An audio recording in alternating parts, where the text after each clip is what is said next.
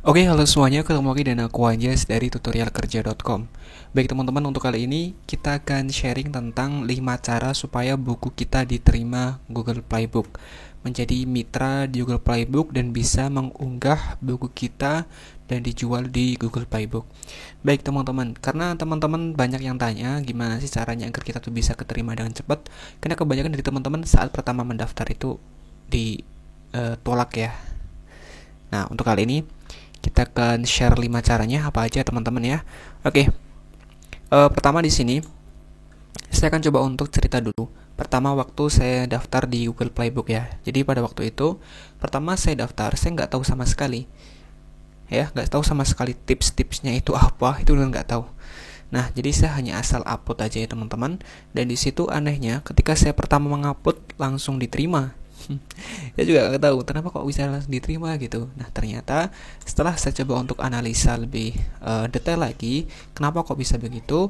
Nah, ternyata dari apa yang telah saya lakukan itu masuk ke dalam 5 cara yang akan saya share kali ini, teman-teman.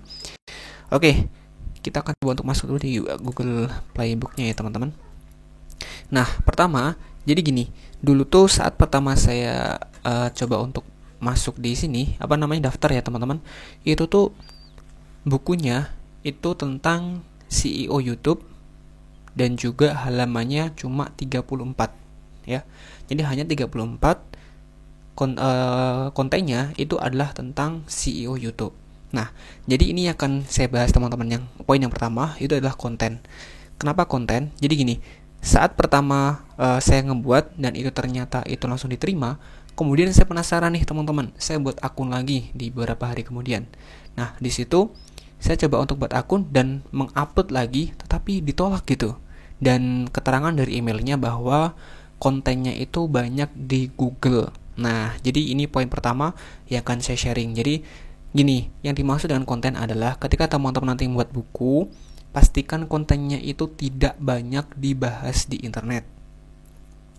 Oke, paham ya? Jadi kontennya itu tidak banyak dibahas di internet. Nah, jadi yang pertama yang tadi saya bahas itu yang tadi saya upload adalah CEO YouTube.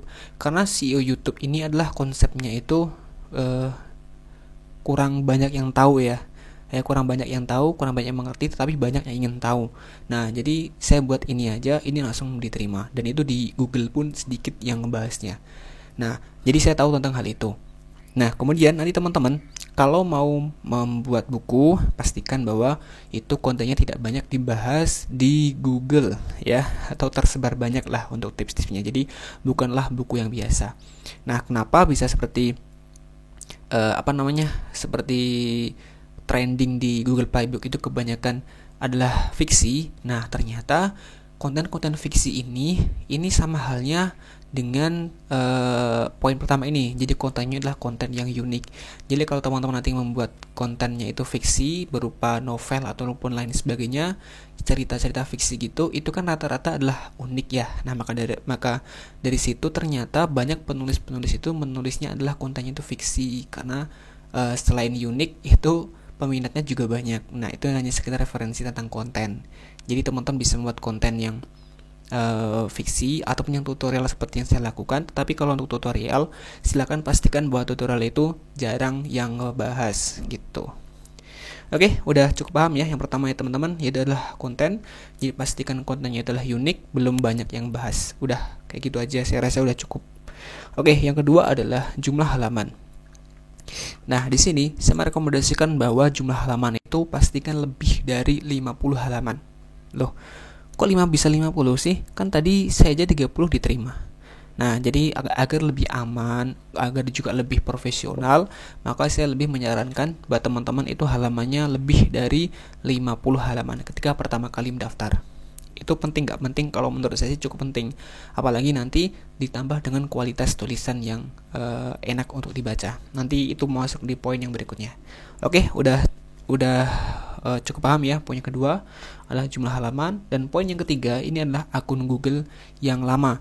Jadi pastikan akun email teman-teman itu bukanlah akun yang baru. Pastikan email yang lama. Walaupun tidak terlalu kayak berpengaruh, tetapi bagi saya ini sangat berpengaruh dengan kekuatan akunnya gitu. Jadi kalau nanti misalnya nih ada sesuatu akun baru itu tingkat diblokirnya itu lebih tinggi daripada akun yang lama. Itu penting ya. Berikutnya yang keempat, ini adalah tulisan yang enak dibaca. Seperti tadi yang udah saya bilang bahwa tulisan itu harus ditulis dengan runtut dan juga nggak asal-asalan. Jadi paling tidak tulisannya tuh enak dibaca lah. Kita sendiri yang nulis, kita coba untuk baca apakah enak atau tidak.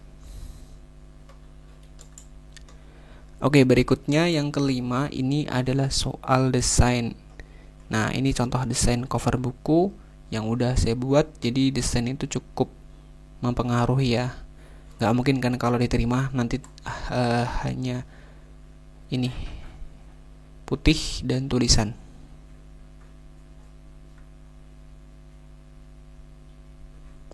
Atau blank ya. Ini bukan blank ya, cuman gak kebuka untuk gambarnya.